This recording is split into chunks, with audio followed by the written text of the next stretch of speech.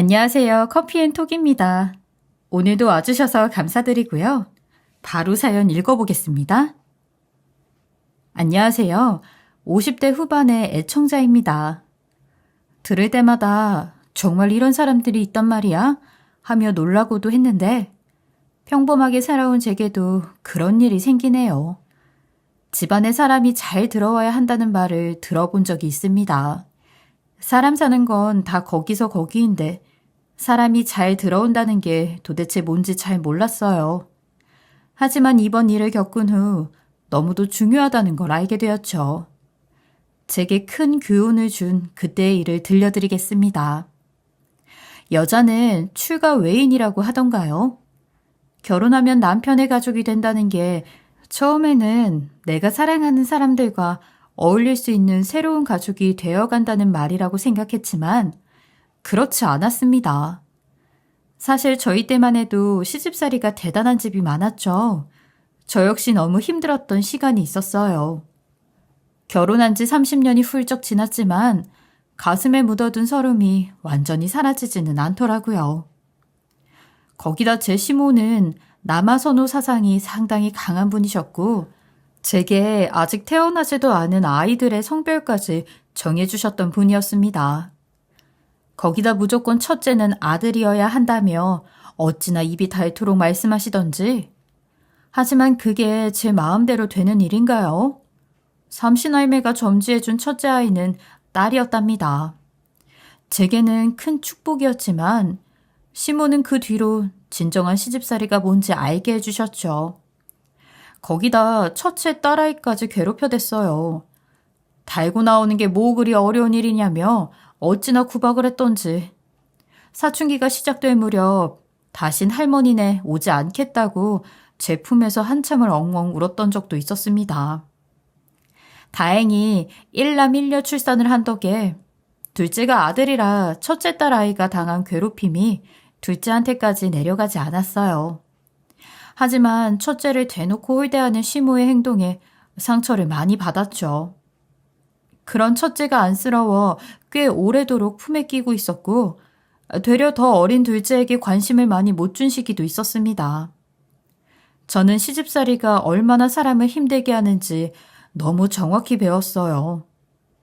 명절이나 제사를 치르고 나면 일주일은 몸살이 나서 아무것도 할 수 없었고 무거운 물건조차 당신 아들에게 옮겨달라 부탁하지 못하도록 구박을 해댔기에 바빴던 시모 밑에서 힘들고 고단한 적이 너무도 많았죠. 그나마 배운 거라고는 음식과 제사 상차림 정도가 되겠네요.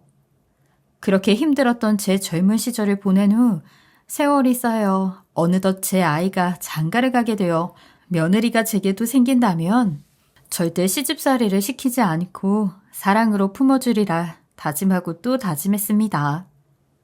시간이 흘러 벌써 홍기가 찬 제 아이들은 제 짝을 만나 가정을 꾸렸습니다.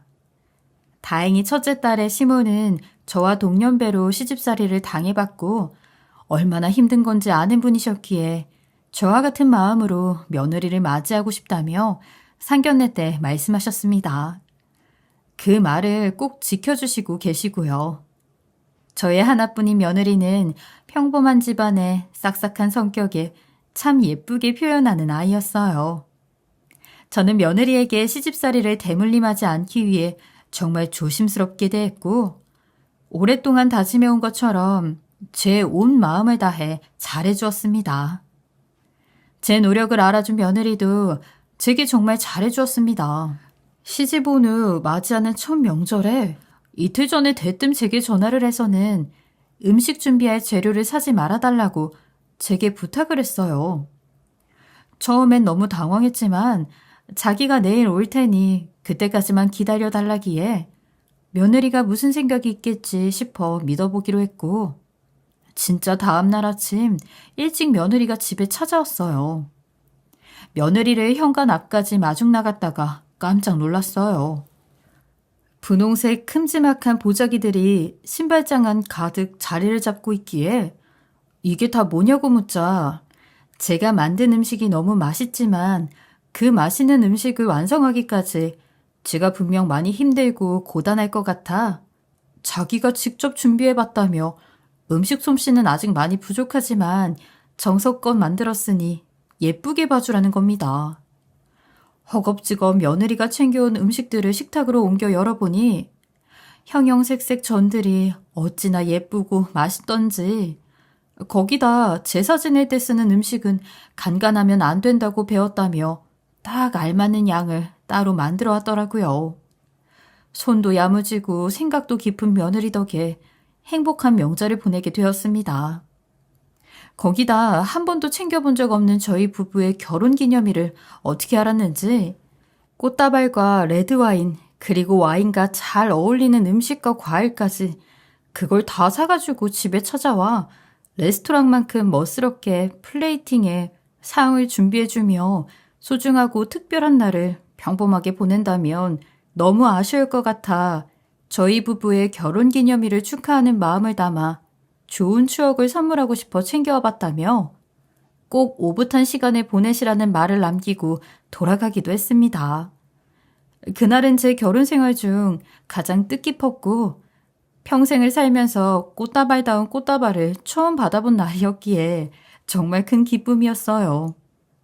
이렇게 가족을 생각해주는 고운 마음으로 저희를 대하니 잘 대해주려고 굳이 노력하지 않아도 며느리에 대한 고마움에 저절로 잘 대해주게 되고 하나라도 더 챙겨주게 되었습니다. 애교 많은 막내딸이 생긴 것 같아 그저 그런 재미없던 일상에 즐거움이 생겼습니다. 며느리와 자주 연락하고 왕래하면서 지내던 어느 날이었어요. 그날도 저는 가볍게 단둘이 데이트를 하자며 찾아온 며느리와 시간을 보내고 있었죠. 그런데 건설업 쪽에 종사하던 남편이 관리하기 위해 건설 현장에 출장을 갔다가 고층에서 일하던 노동자가 발을 헛디딘 탓에 그대로 남편 위로 추락하는 사고를 당한 것입니다. 남편은 안타깝게도 그 자리에서 세상을 떠나게 되었어요. 불행 중 다행인 걸까요? 남편의 위로 떨어진 분은 남편 덕에 큰 부상은 있었지만 목숨에는 지장이 없었습니다. 그렇게 남편이 운명을 달리한 지 석 달쯤 지났을 무렵 혼자서 적적하지 않냐며 찾아온 아들 부부와 저녁을 함께 먹게 되었어요. 집에 돌아오는 길에 며느리가 저한테 바람도 쐴 겸 근처 카페에서 커피 한잔하고 가자기에 집에 혼자 있기 외로울 저를 배려해 준 것 같아 그러기로 했습니다. 아들 부부와 마주 앉아 대화를 한참 하는데 갑자기 머리가 깨질 것처럼 아파 눈도 제대로 뜰 수 없었어요. 통증 때문에 어지러움까지 몰려왔죠. 제가 고통스러워하는 모습을 보고 놀란 며느리는 황급히 저를 챙겨 집으로 돌아왔어요. 그날부터 저는 참을 수 없는 두통을 앓는 날이 점점 많아졌습니다. 다발적인 두통 때문에 걷다가도 털썩 주저앉아 머리를 쥐어뜯는 저를 위해 며느리는 자주 집에 들러 두통에 좋은 약재와 음식을 챙겨주었습니다. 첫째 딸은 남편의 직장 탓에 지방에서 생활을 했기 때문에 저를 챙길 수 있는 사람은 아들 부부뿐이었죠. 그리고 며느리가 그 역할을 톡톡히 해준 셈이었어요. 근처 병원에 가서 진료를 받아봐도 스트레스성일 거라며 두리뭉실하게 말할 뿐 그렇다 할 병명은 몰랐고 그저 마음 편히 지내면 저절로 좋아질 거라는 말뿐이었습니다. 하지만 제 상태를 꾸준히 지켜봐왔던 며느리는 제가 걱정이 된다며 회사에 월차까지 쓰고 저를 큰 대학병원에 데리고 갔고 이것저것 검사를 받은 후 뇌종양 판정을 받게 되었습니다. 그 후 며느리는 저를 지극정성으로 보살펴 주었어요.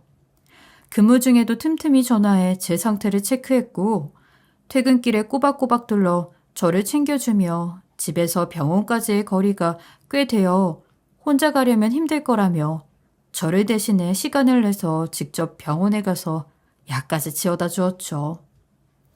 며느리가 약을 지어다 준 지 횟수로 3번째 되었을 때 이상하게 그 전에 먹던 약과 묘하게 바뀐 것 같아 며느리에게 물었습니다.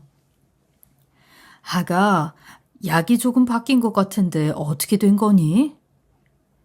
아, 얼마 전부터 어머님께서 두통이 오면 더 심하게 앓는 것 같아 말씀드렸더니 그 전에 처방받은 진통제는 내성이 생겨서 그럴 수 있다고 바꿔서 처방해 주신다고 하셨어요.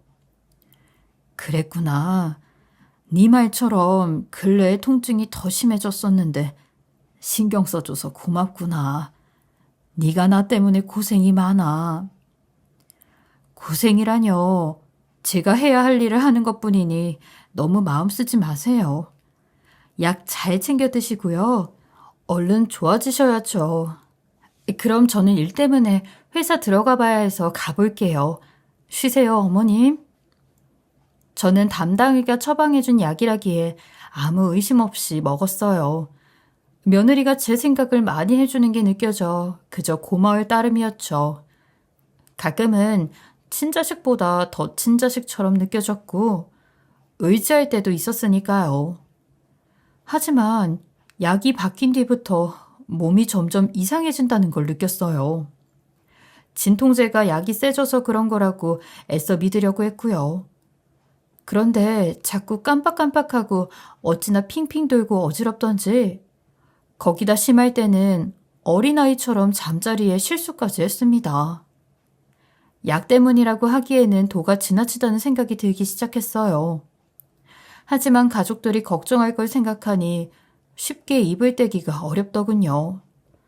그래서 꾹 참고 버티고 있었는데 어느 순간부터 늘 걱정 어린 목소리로 안부 연락을 하던 며느리가 제가 약 챙겨 먹는 것에 집착하기 시작했고 깜빡하거나 위장이 안 좋아 빼먹기라도 하는 날엔 평소와 달리 유난히 날카로운 목소리로 제게 훈수를 두곤 했습니다.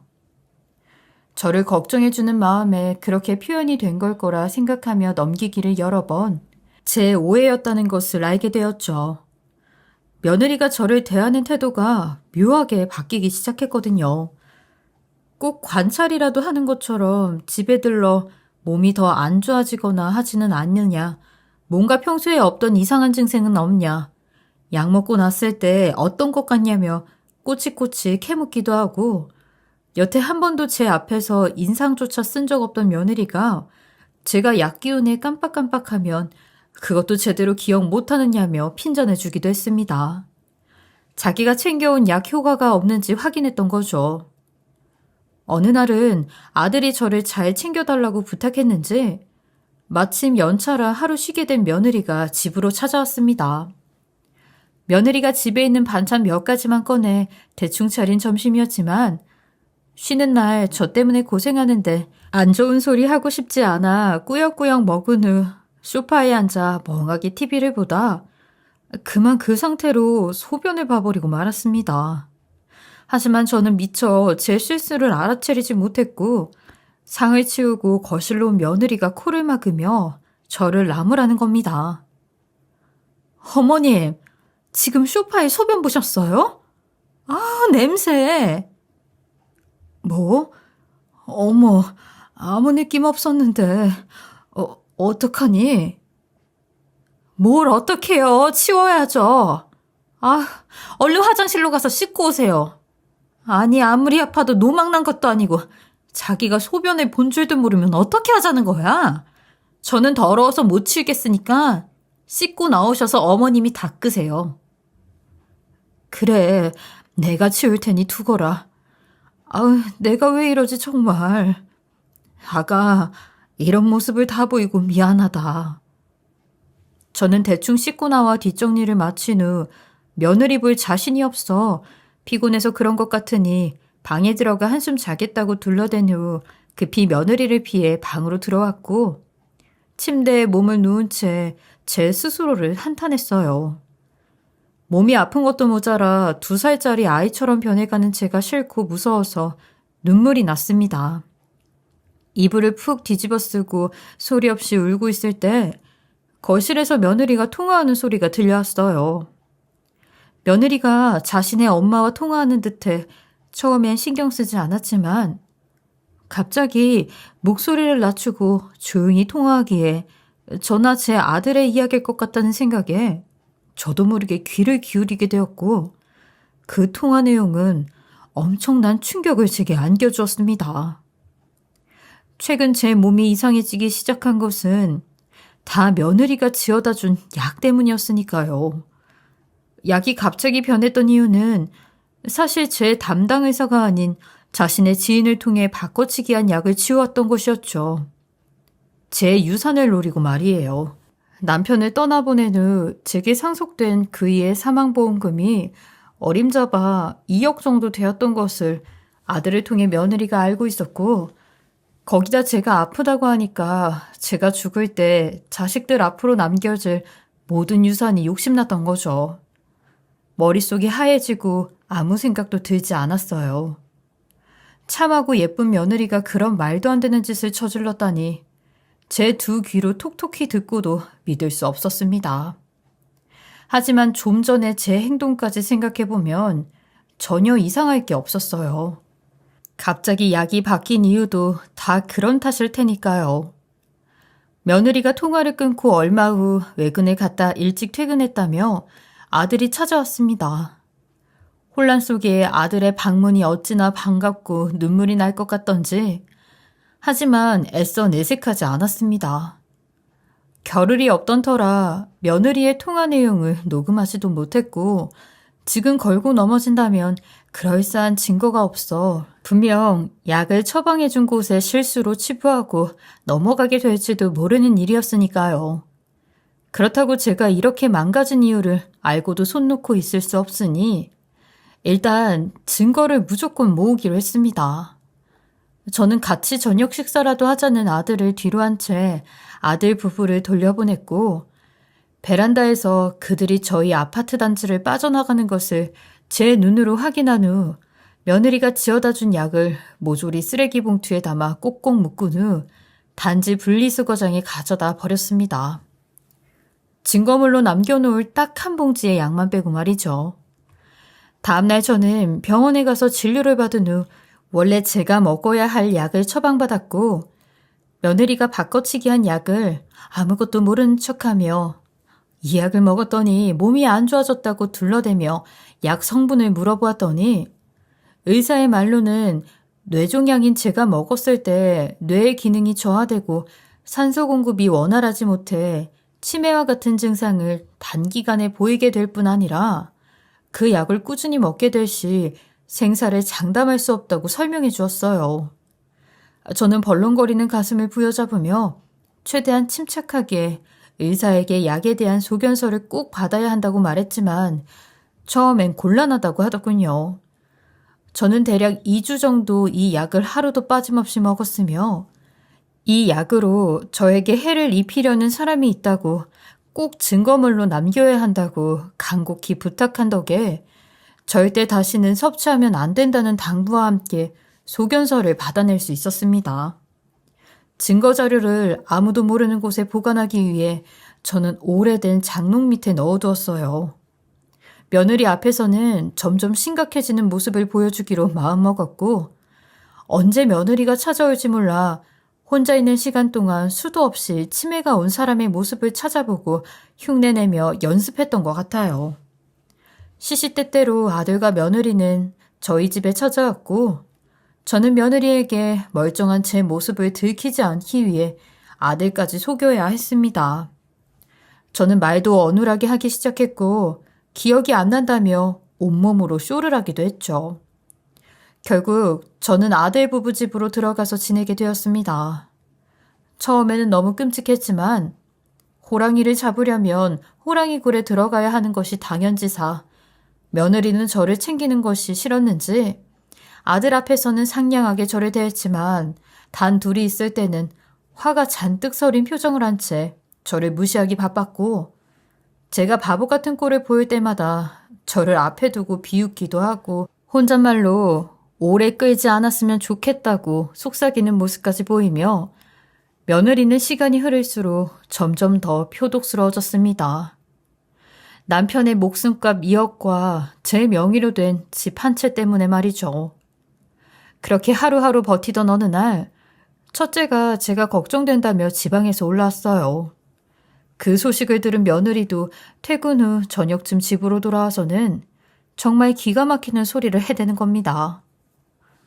형님, 오느라 힘드셨을 텐데 괜찮으세요? 어머님 소식 듣고 많이 마음 아프셨죠? 죄송해요. 곁에서 잘 보살핀다고 했는데 차도는 없으시고 점점 악화되시네요. 옳게 남동생한테 다 들었어. 엄마 때문에 일에 지장까지 받아가면서 지극정성으로 챙겨준다며. 고마워. 근데 어쩌지? 내가 엄마를 돌보고 싶어도 내일이면 또 내려가야 하는데. 걱정 마세요, 형님. 제가 더 열심히 어머님 돌볼 수 있도록 노력할게요. 가관도 이런 가관이 없었어요. 자신의 속내를 숨긴 채 저렇게 뻔뻔하게 연기를 하다니 소름이 끼칠 정도였습니다. 하지만 그것도 잠시 제 손을 꾹 잡으며 미안하다며 눈물을 흘리는 딸의 모습을 보자 속이는 것을 당장이라도 멈추고 사실을 털어놓고 싶었어요. 금방이라도 펑펑 울어버릴 것 같았지만 이를 악물고 버텼습니다. 정말 미칠 노릇이 따로 없더군요. 그날 밤은 새벽이 다 되도록 잠든 딸의 얼굴을 내려보며 하염없이 눈물을 쏟았습니다. 그렇게 딸이 다시 지방으로 내려가고 제가 치료를 받으러 다니기 어려운 상황에 놓이게 되었어요. 바로 도우미를 부른 것이었죠. 병원에 가야 하는 날 저는 아들과 며느리가 출근한 사이에 다녀오는 것을 계획하고 도우미가 한눈을 판 사이 집을 나간 것처럼 꾸미기로 했습니다. 하지만 쉽지 않았어요. 진료 후 받아온 약봉투를 어떻게 숨길 것이며 도우미한테 돌아갈 화살은 어떻게 해야 할지 감이 잡히지 않았으니까요. 저는 하는 수 없이 도우미의 도움을 받기로 했어요. 저는 도우미를 불렀고 평소와 달리 멀쩡한 제 모습에 많이 놀란 듯 보였습니다. 며느리의 악행을 이야기하면서 제발 날 살게 해달라고 정말 한 번만 도와달라고 사정했던 것 같아요. 도우미는 다행히 제 말에 왜 신고하지 않고 이런 일을 벌이냐고 묻기에 아직 증거를 충분히 모으지 못했기 때문에 증거를 모으는 중이라고 말했죠. 도우미는 처음에는 저를 믿지 못하더군요. 그도 그럴 것이 어찌나 착하고 저를 걱정하는 며느리로 연기를 하고 있겠습니까?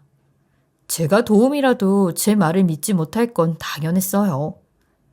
하지만 저는 일단 살고 봐야 한다는 생각으로 털어놓았고 제가 그동안 모은 증거물을 도우미에게 모두 보여주고 녹음까지 들려준 후에야 도움을 받을 수 있었습니다. 정말 제 이야기를 가족들에게 비밀로 해줄 뿐 아니라 도우미 앞에서는 원래 저의 모습을 보여도 괜찮다는 게 어찌나 제 마음을 홀가분하게 만들던지 저는 그렇게 도우미의 도움으로 아들과 며느리 몰래 바보 행세를 하는 시간에 병원에 더욱 열심히 다닐 수 있었어요. 그러던 와중 아들이 특근으로 주말에 출근을 하게 되었을 때였어요. 자신의 엄마를 집으로 불렀더라고요. 사돈이 챙겨온 물건을 보고 눈앞이 캄캄했습니다. 그건 자신에게 제 모든 유산을 며느리에게 주겠다는 각서였기 때문입니다.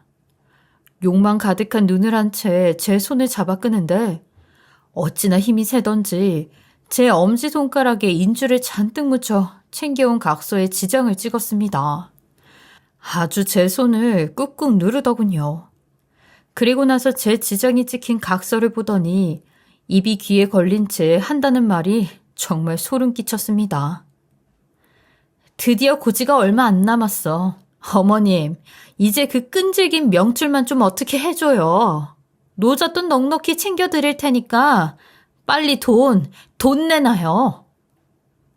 너 나중에 엄마도 챙겨주겠다는 약속 꼭 지켜. 네 덕에 나도 돈 좀 만져보자. 알았어. 유산이 자그마치 8억이 훌쩍 넘는다니까. 그나저나 적당한 타이밍에 잘 죽어줘야 하는데 말이지. 끔찍한 말을 정말 아무렇지 않게 하는 모녀를 보자 머리끝이 솟았습니다. 그래놓고 퇴근 후 돌아온 아들에게 며느리는 제 건강이 조금 좋아진 것 같다느니 오목조목 저에 대한 애정이 담긴 듯한 말을 쏟아냈죠. 이 모든 걸 제가 증거로 남긴다는 건 꿈에도 생각 못한 채 말입니다. 그런 며느리에게 아들은 시간을 빼 제 병원을 함께 가보자며 제안했고, 그동안 제 돈만 탐하고 한 번도 저를 병원에 데려가지 않고 저를 방치해뒀던 며느리는 거절하지 못하고 함께 병원에 가게 되었습니다. 아들이 병원에 가자고 시간을 빼서 잡은 날과 제가 병원 진료 예약을 해놓은 날과 겹쳐서 참 다행이었죠. 차트를 한참 바라보고선 의사 선생님께 제 상태를 말씀해 주셨어요. 오늘은 자녀분들과 함께 오셨네요. 늘 혼자 오셔서 진료받고 가시더니 어디 보자. 그동안 잘 관리해 주신 덕인지 점점 좋아지네요. 종양 크기도 처음 검사했을 때보다 훨씬 작아졌어요. 앞으로도 지금처럼만 잘 관리해 주시면 좋은 결과를 기대해 볼 수 있겠어요. 네, 정말 열심히 관리했어요. 남편도 일찍 여의고 아들과 딸이 아빠를 잃은 지 얼마 안 돼서 저까지 세상 뜨면 얼마나 힘들까 싶어서요. 환자분처럼 의지가 강하신 분은 꼭 완쾌하실 수 있을 겁니다. 아드님과 따님은 좋으시겠어요. 어머니가 건강을 되찾아가고 있으니 이보다 더 감사한 게 또 있겠습니까? 네? 저 분명 엄마가 집에서는 건강 상태가 좋지 않았거든요. 근데 건강을 되찾아간다니. 그래요? 지금 검사한 결과로는 아주 좋아지셨는데요. 두통도 많이 나아졌을 거고요. 그럴 리가요. 분명 오늘 아침까지만 해도 평소에 안 좋았던 상태라 크게 다르지 않았는데요. 차트가 바뀐 거 아닌가요? 말도 안 돼요. 차트가 바뀌다뇨. 오늘 검사한 환자분께 맞습니다.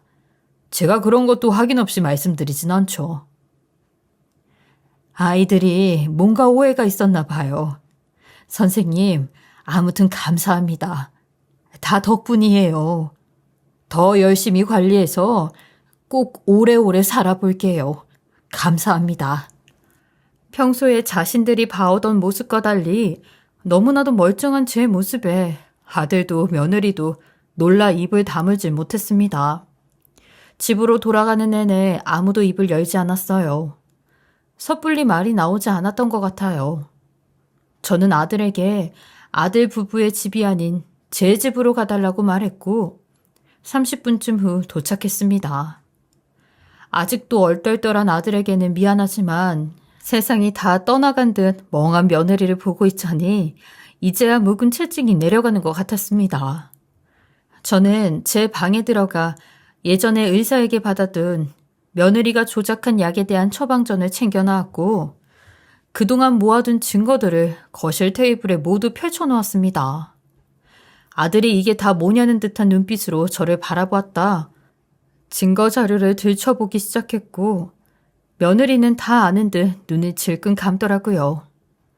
가만히 있을 수 없던 저는 그간 며느리가 저에게 다가와 저를 홀대하며 건넨 모든 말들이 녹음되어 있는 핸드폰을 꺼내 열심히 재생시켰습니다.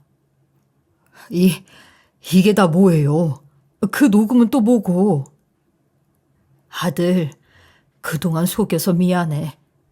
하지만 엄마도 어쩔 수 없었단다. 생명의 위협을 받고 있었으니까. 생명의 위협? 왜? 여보, 말 좀 해봐요. 이게 다 어떻게 된 건지, 왜 녹음된 파일에서 당신 목소리가 나오는 건지. 하지만 며느리는 아무 말도 하지 않았습니다. 저는 그런 행동도 마음에 들지 않았고 그녀가 얼마 전 자신의 엄마를 데려와 제 지장을 찍었던 각서를 아들에게 보여주었습니다. 아들의 얼굴은 하얗게 질려버렸죠. 혼란스러워하는 아들에게 저는 안타깝게도 그간의 상황을 설명해야 했어요. 그렇게 저는 그간 며느리가 제게 저지른 모든 만행을 낱낱이 밝혔습니다. 네 아빠 돌아가시고 남겨준 보험금 2억. 그리고 내가 죽으면 이 집에서 나올 돈도 얼추 6억은 되겠더구나. 네 아내이자 내 며느리가 원했던 게 내 목숨값이었던 거지. 이 짙게 물든 지장 보이니? 네 집에서 지낼 때 사돈에게 부탁해가지고 온 각서에 내 손을 잡아 끌어 찍은 거야. 그리고 나한테 노자 돈을 챙겨준다더구나. 그러니 돈을 내놓으라고. 거기다 내 죽는 날까지 타이밍을 맞추라고 했던가? 엄마, 그게 무슨 소리야. 고작 돈 때문에 이런 일을 벌이다니. 엄마도 알잖아. 와이프가 그런 사람이 아니라는 거. 뭔가 오해가. 엄마가 뇌종양 판정을 받고 그 이후부터 어느 순간 몸이 이상해졌어. 그건 네 와이프가 지어다 준 약 때문이었지. 잘 봐. 내가 모은 모든 증거를. 한참을 널브러진 증거들을 보고 또 녹음된 증거들을 귀로 들으며 아들의 표정은 점점 어두워졌습니다. 그리고 끝내 며느리에게 울분을 토하며 왜 저를 죽이려고 했냐며 소리를 질렀죠. 아들의 모습에 저는 가슴이 찢어질 것 같았습니다. 자신이 사랑하는 아내가 저를 낳아준 엄마를 해치려고 했다는 것이 얼마나 끔찍하겠어요. 결혼 전에도 결혼 후에도 이보다 좋은 사람은 자신의 인생에 더는 없을 것 같다며 천사처럼 마음이 넓고 따뜻한 여자기에 존경하고 사랑하는 것 같다며 세상에서 가장 환한 얼굴로 며느리의 칭찬을 하던 아들이었기에 며느리에게 느낀 배신감을 이루 말할 수 없을 겁니다. 아들은 한참을 소리내 울다가 테이블에 놓은 증거자료를 모아 담더니 며느리의 손목을 낚아채 집을 뛰쳐나갔습니다. 갑작스러운 아들의 행동에 놀란 나머지 그들 뒤를 쫓았지만 이미 차를 출발시켜 아파트 단지를 빠져나가고 있었어요. 아들에게 한참을 전화해도 받지 않아 걱정되는 마음에 뜬 눈으로 밤을 지새우고 다음날 오후가 다 돼서 아들에게 전화가 왔습니다. 제가 그동안 모은 증거들을 챙겨서 뛰쳐나가 갔던 곳은 다름 아닌 법원이었어요. 아들은 제게 너무 죄송스러워 미안하다는 말조차 할 자신이 없다며 못난 아들을 둔 탓에 큰일을 당했다며 어떻게 엄마인 제게 속죄를 하며 살아야 할지 모르겠다고 자신이 어떻게 제 얼굴을 볼 수 있겠냐며 우는 겁니다. 저는 한참 동안 아들을 다독였던 것 같아요. 부모와 자식은 천륜이니 끊고 싶어도 끊을 수 없고 제게뿐만 아니라 네 인생도 이 일로 인해 뒤죽박죽 되었다는 걸 너무 잘 아는데 제 마음이라곤 좋겠냐며 너무 미안해하지 말라달라는 말밖에 할 수 없었습니다. 아들은 베일에 감춰졌던 아내의 두 얼굴의 충격에 휩싸인 채 한동안 많이 힘들어했지만 용서할 수 없었고 결국 유책 사유로 아내와의 이혼 소송을 진행했어요. 거기다 저를 음해하려던 죄까지 처벌받을 수 있도록 아들이 이미 손을 써두었더라고요. 이제야 모든 것이 끝나가는 것 같아 마음이 편하면서도 또 슬펐습니다. 며느리에 대한 마음의 짐을 내려놓고 지내던 어느 날 사돈이 집으로 찾아왔어요. 네 인연 때문에 내 딸이 감옥에 가게 생겼어. 책임져. 책임지라고. 각서 쓰고 뒤져버리지. 왜 살아서 내 딸을 괴롭히냔 말이야. 여기가 어디라고 와요. 당신 딸은 사람을 해하려고 했어. 당신 딸이야말로 우리 모자에게 평생 사죄하면서 살아야 하는 거 아니야? 괴롭힌 건 내가 아니라 네 자식이야. 도대체 자식 교육을 어떻게 시켰기에 그렇게 뻔뻔스럽게 사람을 속여? 뭐야? 이 여자가 말이면 단 줄 알아? 당신도 뻔뻔하긴 마찬가지야.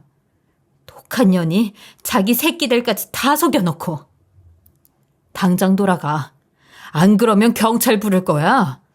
가서 다시는 우리 가족 눈에 띌 생각도 하지 마.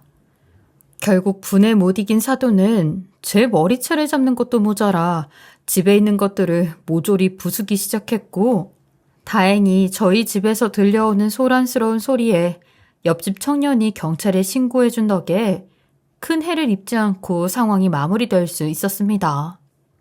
그날부터 저는 아들과 함께 지내기 시작했고 사돈도 며느리와 한데 묶여 재판장에 들어가게 되었죠.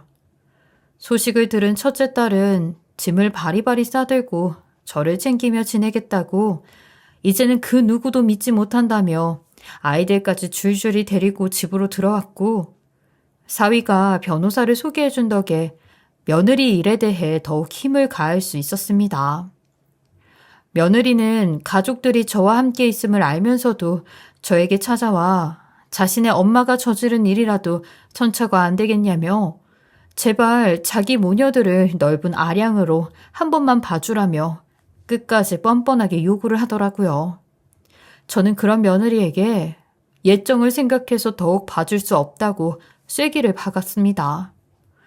양손을 모아 싹싹 빌며 제게 가까이 다가오는 며느리를 아들과 사위가 제지했고 딸이 경찰에 신고해 접근 금지 명령이 떨어진 상태였기에 빠른 조치를 취할 수 있었습니다. 며느리는 제 목숨값을 챙기지 못했으니 이혼하면서 위자료라도 챙겨야겠다며 돈을 써 변호사를 고용했지만 며느리가 제게 저지른 일을 변호사에게 털어놓지 않고 진행해 제대로 된 준비도 안 되어 승소하지 못했을 뿐 아니라 변호사도 이런 상황이었다면 1억을 줘도 맞지 않았을 거라며 며느리에게 되려 역정을 냈더랍니다. 결국 사위가 소개시켜준 변호사를 고용해 어마어마한 위자료를 며느리에게 받아낸 후 이혼까지 할 수 있었습니다. 경제적 능력 있는 아들 덕에 호의호식하며 행복한 날들을 보내던 며느리는 자신이 벌었던 돈으로 사치 부리기에 바빠 모아둔 돈 한 푼 없었고 결국 대출까지 끌어 위자료를 줘야 해 아들에게 대출 한도가 되지 않아 위자료를 갚기에는 턱없이 부족하다며 조금만 깎아주라는 터무니없는 부탁까지 해왔어요.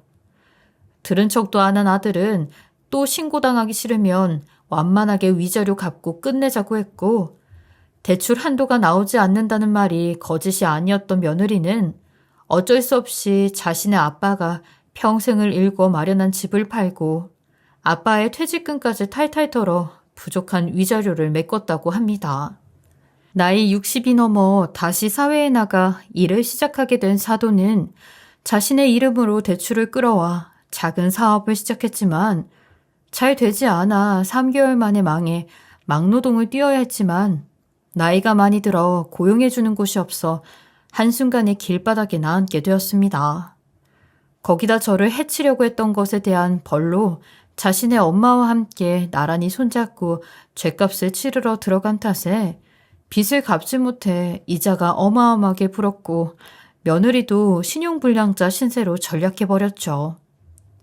돈에 눈이 멀어 자신의 행복한 현재를 돌아보지 못한 며느리는 결국 돈 욕심에 자신의 인생뿐만 아니라 부모님의 남은 여생까지 시궁창에 던져버린 셈이었습니다. 이 일이 지난 지 2년도 훨씬 더 되었어요. 그 사이 가장 많이 변한 건 아무래도 제 인생인 듯 합니다. 아들과 딸 모두 일찍 독립을 해 늘 아쉽고 그리웠던 날들이 지금 새롭게 채워가고 있어요. 처음에는 저와 남편이 살던 제 집에서 온 가족이 살기 시작했지만 많이 비좁더라고요. 그래서 이번에 큰 2층 집으로 이사를 가게 되었습니다. 좋은 마음으로 살아온 제게 아주 끔찍한 시련은 있었지만 이겨내고 나니 더 행복한 시간들이 있더라고요. 그리고 제 건강도 그전과는 비교할 수 없을 만큼 너무 좋아졌습니다. 아직 완치까지는 아니지만 의사 선생님께서는 준완치라며 장난스럽게 말씀해 주셨어요. 저처럼 뇌종양이 차도가 좋은 사람도 없다고 말이에요. 죽음의 병처럼 무섭게 느껴졌던 뇌종양보다 더 무섭고 끔찍했던 며느리의 만행이 아주 오랜 시간이 지나더라도 추억으로 기억되지 않겠지만 저는 제2의 삶을 시작하게 되어 더는 떠올리지 않아 보려고 합니다. 정말 힘들었던 시간을 이제는 제 기억 속에서 떠나보내는 마음으로 이 사연을 보냈습니다. 아들과 딸 그리고 손주들과 함께 남은 여생 행복한 기억만 안고 살 수 있도록 말이죠. 언제 죽을지 모르지만 죽기 직전까지 행복하고 값진 삶을 살아가 보겠습니다. 제 긴 사연을 들어주신 모든 분께도 인생에 값진 행복이 스며들길 기원합니다. 감사합니다. 지금까지 커피앤톡이었습니다. 오늘도 끝까지 함께 해주셔서 감사하고요. 저는 다음 영상으로 또 찾아뵙겠습니다.